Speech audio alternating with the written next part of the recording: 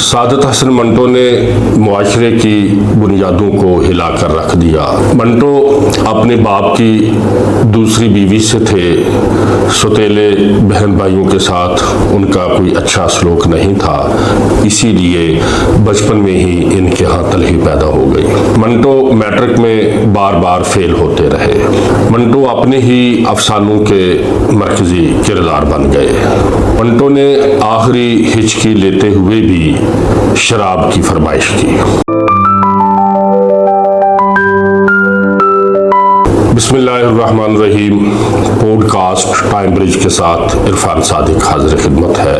دوستو، آج ہم سعادت حسن منٹو کے حوالے سے بات کریں گے۔ سعادت حسن منٹو اردو افسانہ نگاروں میں اپنا ایک خاص مقام رکھتے ہیں۔ انہوں نے جو محسوس کیا اسے کسی قسم کا خوف دل میں لائے بغیر لکھا۔ انہوں نے اپنے افسانوں میں معاشرے کے دوہرے معیار، قدروں کی شکست و ریخت اور استحصالی نظام کی برائیوں کو بہت عمدگی سے بے نقاب کیا ہے۔ یہی وجہ ہے کہ ان کے افسانوں نے معاشرے کی کھوکھلی بنیادوں کو ہلا کر رکھ دیا۔ سعادت حسن منٹو کی زندگی بھی ان کے افسانوں کی طرح بہت مختصر تھی۔ انہوں نے 42 سال 8 ماہ اور 4 دن کی اس مختصر زندگی میں افسانہ نگاری میں ایسے انمٹ نقوش چھوڑے ہیں کہ آج سبھی لوگ، چاہے وہ اردو زبان سے واقفیت رکھتے ہیں یا نہیں رکھتے، ان کے نام سے واقف ہے۔ منٹو افسانہ نگاری کا سب سے بڑا حوالہ ہے۔ وہ 11 مئی 1912 کو لدھیانے کے قصبہ سمرالہ میں پیدا ہوئے۔ ان کے والد مولوی غلام حسین پیشے کے اعتبار سے جج تھے۔ منٹو ان کی دوسری بیوی سے تھے۔ گھر میں اپنے والد کے سخت رویے اور بہن بھائیوں کے ناروا سلوک کی وجہ سے انہیں صرف اپنی ماں میں ہی جائے پناہ دکھتی تھی۔ ان حالات کی وجہ سے منٹو بچپن میں ہی اداس اور الجھے سے رہتے تھے۔ تعلیم کی جانب بھی ان کا کوئی رجحان نہ ہو سکا۔ سکول میں پڑھائی کی طرف کم اور شرارتوں کی طرف زیادہ دھیان رہتا تھا۔ اسکول کے دوستوں کے ساتھ مل کر ایک بزم احمقہ بھی بنا رکھی تھی۔ میٹرک میں وہ 2 بار فیل ہو گئے۔ تیسری بار بمشکل 3rd ڈویژن میں مسلم ہائی اسکول امرتسر سے 1932 میں میٹرک کا امتحان پاس کیا۔ مزے کی بات یہ ہے کہ اردو کا یہ مہان افسانہ نگار اردو میں ہی بار بار فیل ہوتا رہا۔ 1933 میں MU کالج میں داخل ہو گئے۔ 1934 میں پنجاب یونیورسٹی سے FA کے امتحان میں شریک ہوئے لیکن ناکام رہے۔ اس کے بعد علی گڑھ یونیورسٹی میں داخل ہوئے لیکن تپے دل کی بیماری کی تصدیق کی وجہ سے ان کا نام خارج کر دیا گیا۔ اس کے بعد انہوں نے اپنی مرضی سے پڑھا جو انہیں اچھا لگا اور بے تحاشا پڑھا، کیونکہ بچپن میں ہی منٹو کا کتابیں پڑھنے کی طرف رجحان بہت زیادہ تھا۔ امرتسر میں ان کی ملاقات باریہ لیگ سے ہو جاتی ہے جو لاہور میں مساوات اخبار کے ایڈیٹر تھے۔ انہوں نے منٹو کی طبیعت اور رجحان کو دیکھتے ہوئے انہیں صحافت کی طرف آنے کا مشورہ دیا۔ باریہ لیگ کے کہنے پر منٹو نے وکٹر ہوگو کی کتاب کا اردو میں ترجمہ کیا۔ یہ کتاب جو ہے یہ منٹو کی پہلی کتاب تھی۔ اس کے بعد منٹو نے آسکر وائلڈ کے اشتراکی افسانے ویلا کا ترجمہ بھی کیا جس کی اصلاح اختر شیرانی نے کی۔ باریہ لیگ ان دنوں مساوات چھوڑ کر حلق اخبار میں آ گئے تھے۔ حلق اخبار میں منٹو کا پہلا طبع زاد افسانہ تماشا کے نام سے چھپا جو جلیانوالہ باغ سے متاثر ہو کر لکھا گیا تھا۔ ادبی حلقوں میں پہچان بنانے کے بعد منٹو فلموں کی کہانیاں لکھنے کے لیے بمبئی چلے گئے۔ بمبئی میں نذیر لدھیانوی کے ہفتہ وار اخبار مصور کے ایڈیٹر بن گئے۔ مختلف فلمی کمپنیوں میں تھوڑا عرصہ کام کرنے کے بعد ٹی ٹون میں 100 روپے ماہوار پر ملازم ہو گئے۔ اس ملازمت کی وجہ سے ان کا ایک کشمیری گھرانے کی لڑکی صفیہ سے نکاح ہو گیا۔ والدہ کی خواہش پر ہونے والی اس شادی میں منٹو کے بہن بھائی شریک نہ ہوئے۔ بمبئی میں قیام کے دوران ہی منٹو نے ریڈیو کے لیے بھی لکھنا شروع کر دیا تھا۔ 1940 میں آل انڈیا ریڈیو میں ملازمت مل گئی، جہاں ان کی ملاقات نون میم راشد اور کرشن چندر جیسے بڑی شخصیات سے ہوئی۔ منٹو اپنی تحریر میں ایک لفظ کی اصلاح بھی قبول نہیں کرتے تھے۔ ریڈیو کی ملازمت بھی اسی وجہ سے چھوڑ دی کہ یہ بڑی شخصیات جو تھیں یہ ان کے ڈراموں کی اصلاح کرنے کی کوشش کرتی تھیں۔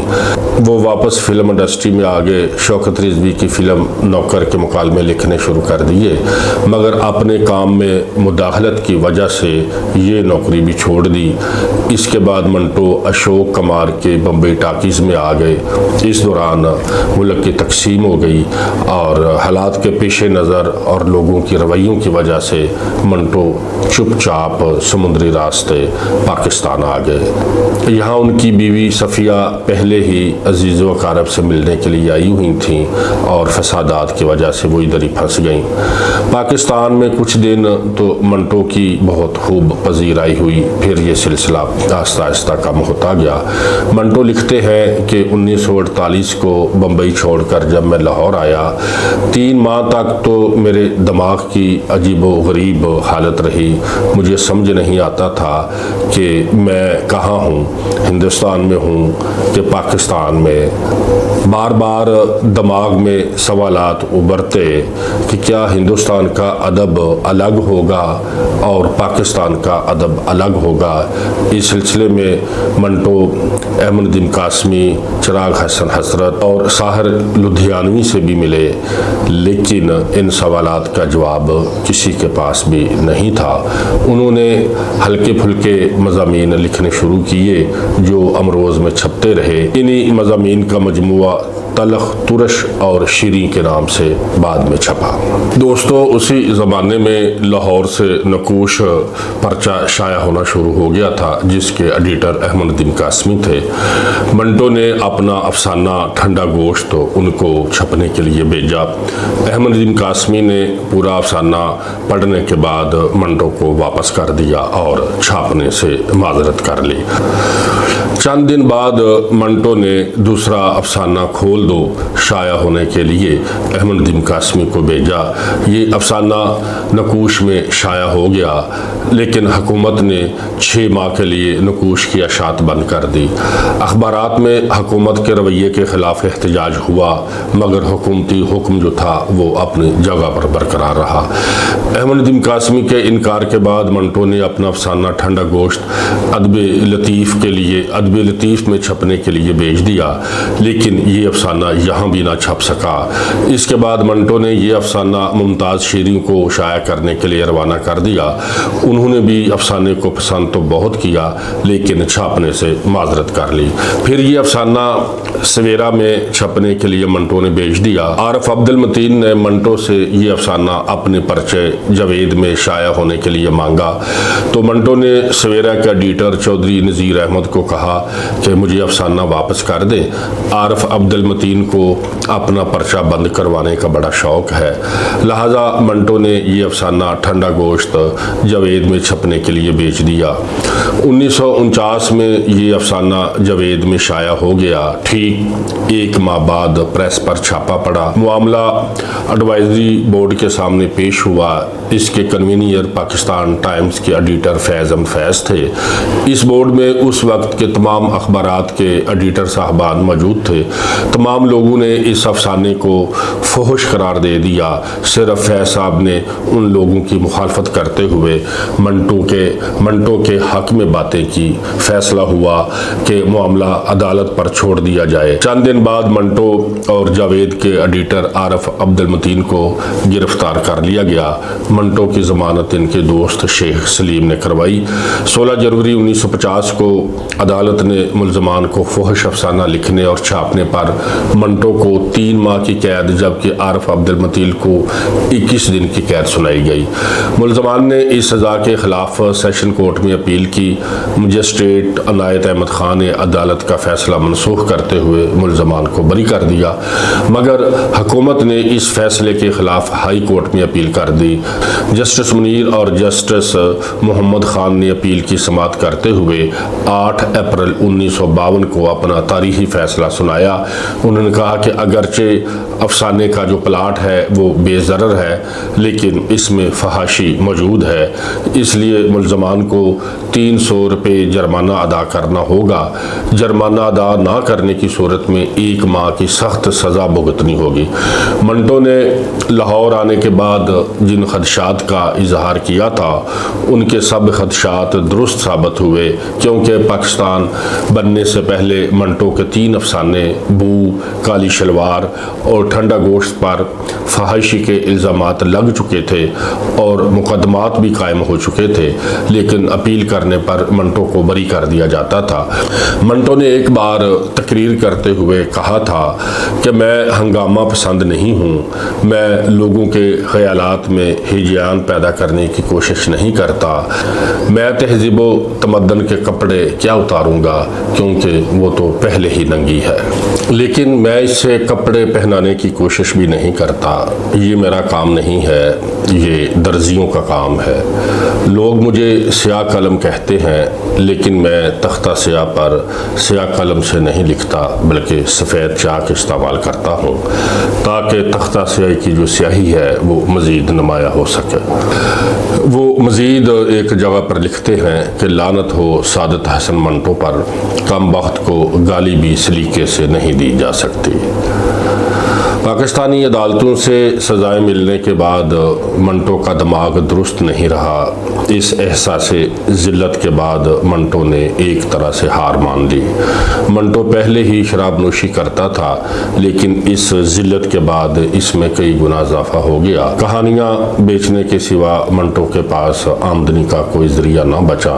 حالت یہاں تک پہنچ گئی کہ اخبار والے پیسے دینے کے بعد پاس ہی بیٹھ کر کہانی لکھواتے اور لے کر جاتے تاکہ بعد میں ان کے یہ پیسے شراب نوشی کی نظر نہ ہو جائیں۔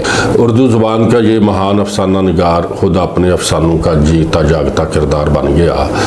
یہ جاننے والے اور نہ جاننے والوں سے پیسے مانگنا شروع کر دیتے، ان کی بیوی ہمسائیوں سے پیسے مانگ کر لاتی، لیکن منٹو ان پیسوں سے بھی شراب خرید لیتے۔ لیکن ایسی صورت میں بھی صفیہ کی محبت میں کوئی فرق نہیں آیا، وہ ویسے ہی منٹو سے محبت کرتی رہی۔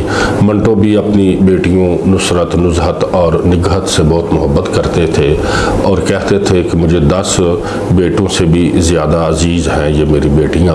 لیکن اس ساری ذلت کے باوجود منٹو کو اپنی افسانہ نگاری پر مان تھا، غرور تھا۔ وہ ایک جگہ لکھتے ہیں کہ مجھے پتا ہے تم میری تحریروں کو اسی طریقے سے بوسے دو گے، آنکھوں سے لگاؤ گے جیسے تم مقدس صحیفوں کو لگاتے ہو، لیکن میں لعنت بھیجتا ہوں تمہاری اس قدردانی پر، مجھے اس کی کوئی ضرورت نہیں۔ 17 جنوری 1955 کو منٹو جب گھر لوٹے تو ان کی طبیعت بہت خراب تھی، ان کو خون کی قے آنا شروع ہو گئی۔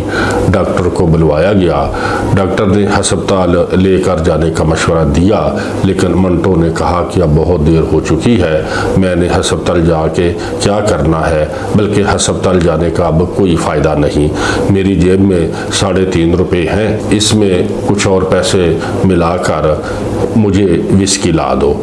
لہٰذا منٹو کو وسکی لا کر دی گئی۔ وہ پیتے ہی منٹو کی طبیعت مزید بگڑ گئی، وہ درد سے تڑپ اٹھے، غشی طاری ہو گئی۔ ایمبولنس منگوائی گئی، انہوں نے ایمبولنس میں بھی شراب کی فرمائش کر دی، لہٰذا چمچ کے ساتھ منہ میں انڈیلی گئی، لیکن ایک قطرہ بھی حلق میں نہیں پہنچا، وہ ساری جو شراب تھی وہ ادھر ادھر بکھر گئی۔ منٹو ہسپتال کے رستے میں ہی دم توڑ گئے۔ یوں اردو افسانہ نگاری کا دیو افسانہ نگار سعادت حسن منٹو اس دنیا سے رخصت ہو گیا۔ ان کی قبر کے کتبے پہ یہ عبارت درج ہے، یہ سعادت حسن منٹو کی قبر ہے جو آج بھی یہ سمجھتا ہے کہ وہ لوح جہاں پر حرف مقرر نہیں تھا۔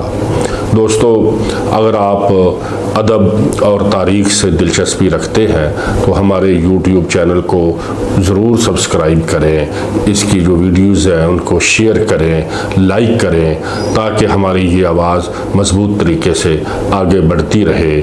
اس میں آپ کے سننے اور آپ کے جاننے کے لیے بہت کچھ ہے۔ اجازت دیں، خدا حافظ۔